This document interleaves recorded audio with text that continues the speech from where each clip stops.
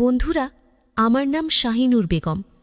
আজ আমি আপনাদের আমার জীবনের এমন একটা গল্প শোনাব যেটা মনে পড়লে এখনও বুকটা কেঁপে ওঠে।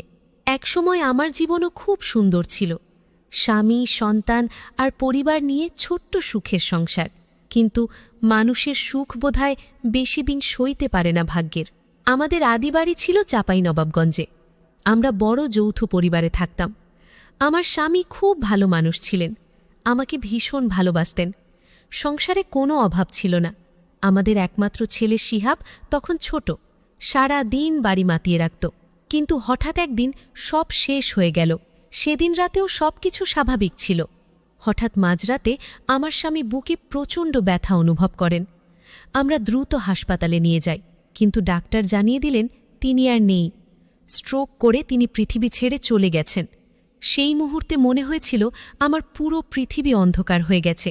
আমি যেন নিঃশ্বাস নিতেও ভুলে গিয়েছিলাম। আমার ছোট্ট ছেলে বারবার আমাকে জিজ্ঞেস করছিল, আম্মু, আব্বু আর বাসায় আসবে না? কিন্তু আমার কাছে কোনো উত্তর ছিল না। স্বামীর মৃত্যুর পর প্রথম কয়েকদিন সবাই পাশে ছিল, কিন্তু সময় যেতে না যেতেই বদলে যেতে লাগলো মানুষের আচরণ। যাদের আপন ভাবতাম তারাই ধীরে ধীরে আমাকে বোঝা মনে করতে শুরু করল। আমি তখনও বুঝিনি সামনে আমার জীবনের সবচেয়ে কঠিন সময় অপেক্ষা করছে। স্বামীর মৃত্যুর পর প্রথম কয়েকদিন সবাই আমাকে সান্ত্বনা দিলেও ধীরে ধীরে শ্বশুরবাড়ির মানুষের আসল রূপ সামনে আসতে শুরু করল।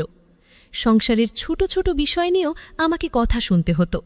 আমি কি খাচ্ছি, কোথায় যাচ্ছি, কার সাথে কথা বলছি, সব কিছু নিয়েই যেন তাদের সমস্যা।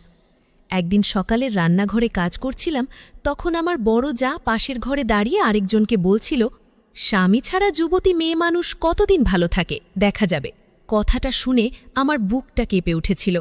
আমি কিছু বলিনি, শুধু চুপচাপ চোখের পানি মুছে নিজের কাজে মন দিয়েছিলাম। কারণ আমি জানতাম প্রতিবাদ করলেও কেউ আমার কথা বিশ্বাস করবে না। এরপর থেকে অপমান যেন প্রতিদিনের ঘটনা হয়ে দাঁড়ালো। কখনো আমাকে সংসারের বোঝা বলা হতো, কখনো বলা হতো আমি নাকি এই বাড়িতে থাকলে অশান্তি বাড়বে। এমনকি আমার ছেলেকেও নানা কথা শুনতে হতো। শিহাব তখন খুব ছোট, কিন্তু তবুও সে সব বুঝত। রাতে আমার পাশে এসে চুপচাপ শুয়ে থাকত। মাঝে মাঝে আমার হাত ধরে বলতো, আম্মু, তুমি কাঁদো না, আমি বড় হয়ে তোমাকে অনেক সুখ দেব। ছেলের সেই কথাগুলো শুনে বুকটা ভরে যেত, আবার কষ্টও হতো। এত ছোট একটা ছেলে, অথচ জীবনের কষ্ট এত তাড়াতাড়ি বুঝে গেছে। একদিন দুপুরে বাড়ির সবাই মিলে আমাকে নিয়ে এমন কিছু কথা বলল যা আমি আর সহ্য করতে পারিনি। তারা স্পষ্ট বুঝিয়ে দিল এই বাড়িতে আমি আর আমার ছেলে অবাঞ্ছিত। সেদিন রাতে আমি অনেক ভেবেছিলাম, সারা রাত ঘুমাতে পারিনি। বারবার মনে হচ্ছিল এই বাড়িতে থাকলে হয়তো একদিন আমি পুরোপুরি ভেঙে পড়ব। শেষ রাতে ছেলের ঘুমন্ত মুখের দিকে তাকিয়ে আমি একটা সিদ্ধান্ত নিলাম। নিজের সম্মান আর ছেলের ভবিষ্যতের জন্য আমাকে এই বাড়ি ছাড়তেই হবে। পরদিন সকালেই আমি সিদ্ধান্ত নিয়ে ফেললাম, আর এক মুহূর্ত ওই বাড়িতে থাকব না। খুব বেশি কিছু সঙ্গে নিতে পারিনি, কিছু কাপড়, প্রয়োজনীয় কাগজপত্র আর আমার ছোট্ট ছেলেকে নিয়ে বেরিয়ে পড়লাম নতুন জীবনের খোঁজে। শিহাব তখনও পুরো বিষয়টা বুঝতে পারছিল না, শুধু বারবার জিজ্ঞেস করছিল, আম্মু, আমরা কোথায় যাচ্ছি? আমি ওর মাথায় হাত বুলিয়ে বলেছিলাম, আমরা নতুন একটা জীবন শুরু করতে যাচ্ছি বাবু। স্বামীর ইন্স্যুরেন্সের কিছু টাকা আর ব্যাংকে জমা সঞ্চয় ছিল। সেই ভরসায় আমরা রাজশাহী শহরে এসে ছোট্ট একটা দুরুমের ফ্ল্যাট কিনলাম। ফ্ল্যাটটা খুব বড় ছিল না, কিন্তু সেখানে শান্তি ছিল। কেউ অপমান করত না, কেউ কটু কথা শোনাত না। শুরুর দিনগুলো খুব কঠিন ছিল। নতুন শহর, নতুন মানুষ, নতুন পরিবেশ, সব কিছুই অচেনা। আমি আবার চাকরিতে যোগ দিলাম। সকালে অফিস, বাসায় ফিরে রান্নাবান্না, তারপর ছেলের পড়াশোনা দেখা, সব মিলিয়ে জীবনটা যুদ্ধের মতো হয়ে গিয়েছিল। কিন্তু এই যুদ্ধেই একটা শান্তি ছিল। প্রতিদিন সকালে শিহাব স্কুলে যাওয়ার আগে আমাকে জড়িয়ে ধরত। রাতে আমি বাসায় ফিরলে দরজা খুলে হাসি মুখে বলতো, আম্মু, তুমি আসছো না কেন এত দেরি করে? সারাদিনের ক্লান্তি তখন মুহূর্তেই দূর হয়ে যেত। ধীরে ধীরে আমাদের ছোট্ট সংসারটা আবার গুছিয়ে উঠতে লাগল। শিহাবও বড় হতে শুরু করল, পড়াশোনায় ভালো ছিল আর আমাকে খুব সম্মান করত। আমি কখনো বুঝতেই দিইনি ওর বাবার অভাব আছে। তবে একটা জিনিস আমি সবসময় অনুভব করতাম, আমরা দুজন যেন একে অপরকে খুব আঁকড়ে ধরে বেঁচে আছি। পৃথিবীতে আমাদের আপন বলতে আর কেউ ছিল না। সময় দ্রুত কেটে গেল, দেখতে দেখতে শিহাব কলেজে উঠল। ছোট্ট ছেলেটা এখন লম্বা চুপচাপ এক যুবকে পরিণত হয়েছে, আর আমিও চাকরির ব্যস্ততায় নিজের কষ্ট ভুলে থাকতে শিখে গেছি। কিন্তু আমি জানতাম না সামনে এমন কিছু অপেক্ষা করছে যা আমাদের দুজনের জীবনকেই বদলে দেবে। সময় যত এগোচ্ছিল শিহাবের ভেতরেও তত পরিবর্তন আসছিল। আগে যে ছেলে সারাক্ষণ আমার সাথে গল্প করত, এখন সে অনেক চুপচাপ হয়ে গেছে।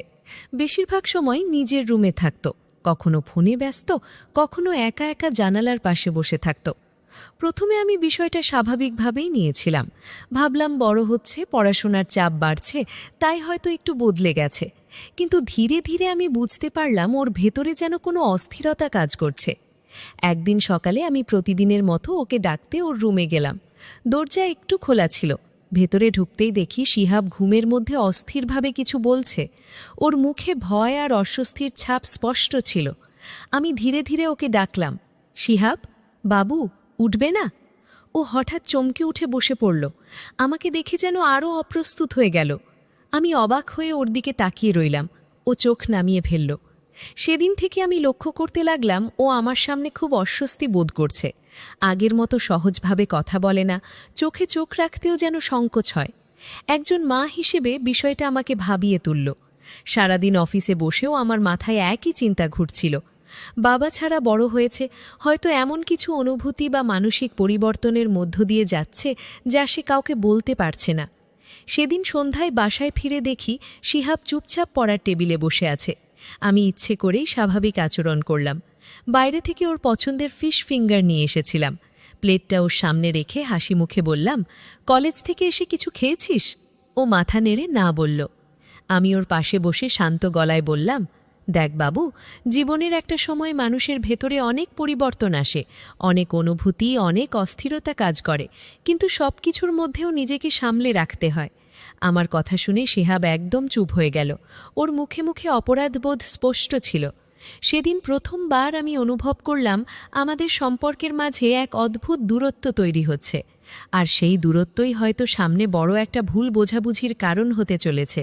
সেদিনের পর থেকে আমাদের সম্পর্কটা যেন অদ্ভুত নীরব হয়ে গেল। একই বাসায় থেকেও মনে হচ্ছিল আমরা দুজন দুই পৃথিবীর মানুষ। শিহাব আমার সামনে খুব কম আসত।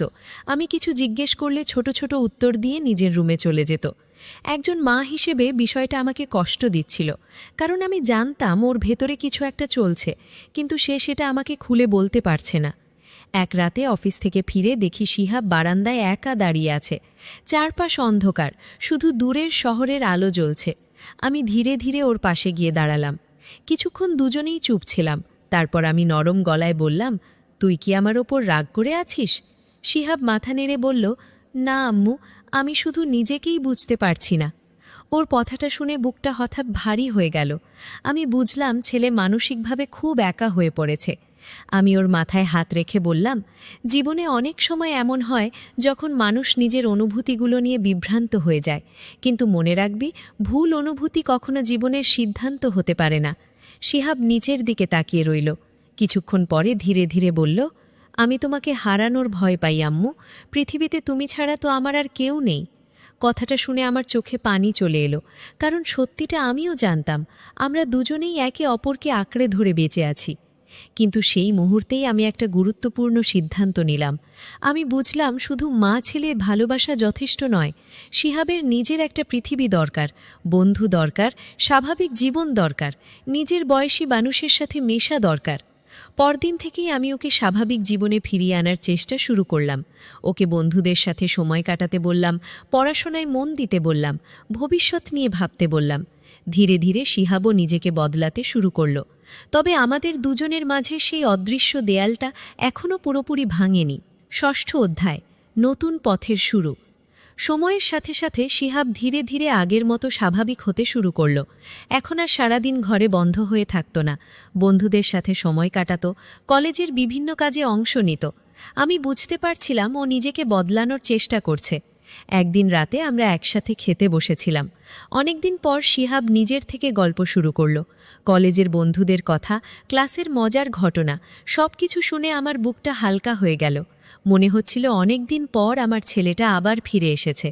খাওয়ার মাঝখানে হঠাৎ শিহাব আমার দিকে তাকিয়ে বলল, আম্মু, আমি যদি কখনো তোমাকে কষ্ট দিয়ে থাকি আমাকে মাফ করে দিও। কথাটা শুনে আমি কিছুক্ষণ চুপ করে রইলাম। তারপর মৃদু হেসে বললাম, জীবনে ভুল সবাই করে বাবু, কিন্তু ভুল বুঝতে পারাটাই সবচেয়ে বড় কথা। শিহাব মাথা নিচু করে রইল। আমি বুঝতে পারছিলাম ও এখনও নিজের ভেতরের অপরাধবোধ থেকে পুরোপুরি বের হতে পারেনি। সেদিন প্রথমবার আমি অনুভব করলাম আমাদের সম্পর্কের মাঝে এক অদ্ভুত দূরত্ব তৈরি হচ্ছে, আর সেই দূরত্বই হয়তো সামনে বড় একটা ভুল বোঝাবুঝির কারণ হতে চলেছে। এরপর থেকে আমি চেষ্টা করলাম আমাদের সম্পর্কটাকে আরও সুন্দর ও স্বাভাবিক করে তুলতে। আমরা একসাথে বাইরে ঘুরতে যেতাম, মাঝে মাঝে রেস্টুরেন্টে খেতে যেতাম, ছুটির দিনে সিনেমা দেখতাম। ধীরে ধীরে আমাদের জীবনে আবার শান্তি ফিরে আসতে লাগল। শিহাব পড়াশোনায় আরও মনোযোগী হয়ে উঠল।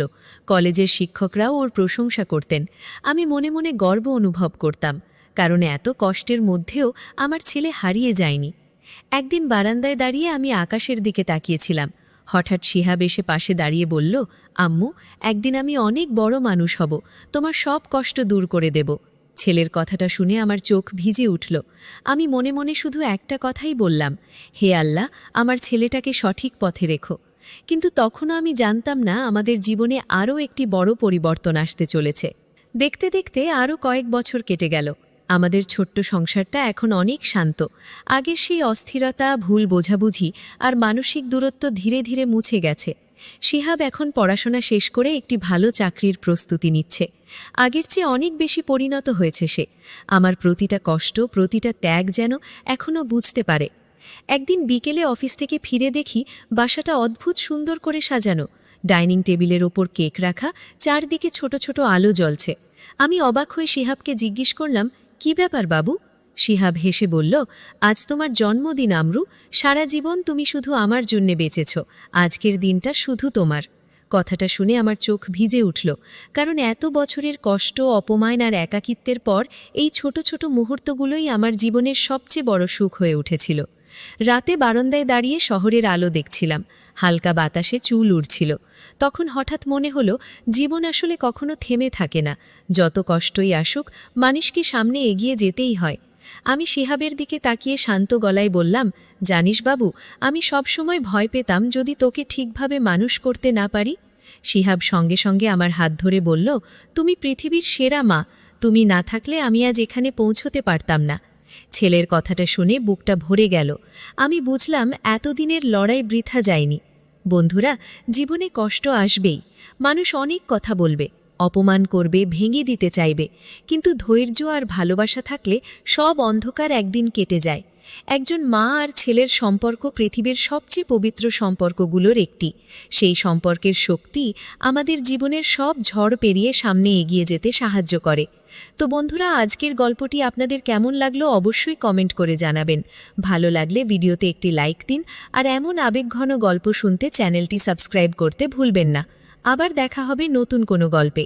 সবাই ভালো থাকবেন, সুস্থ থাকবেন। ধন্যবাদ।